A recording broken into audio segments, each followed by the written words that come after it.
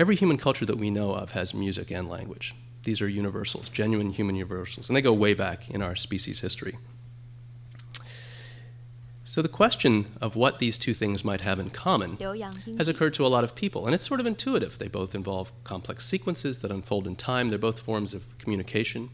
It's interested philosophers since Plato, going back over 2,000 years. Scientists, including Darwin, who wrote about possible evolutionary links between music and language in his book, The Descent of Man. And artists, including Leonard Bernstein, who gave a set of lectures at Harvard in the 70s about possible connections between the grammar of music and the grammar of language, according to Noam Chomsky's theories. So it's a persistent question, and I think it continues to draw interest from scientists today because there are just some basic, obvious similarities. For example, both music and language have rhythm, by which I mean systematic patterns of timing, accent, and grouping. They both have melody, meaning structured patterns of pitch over time.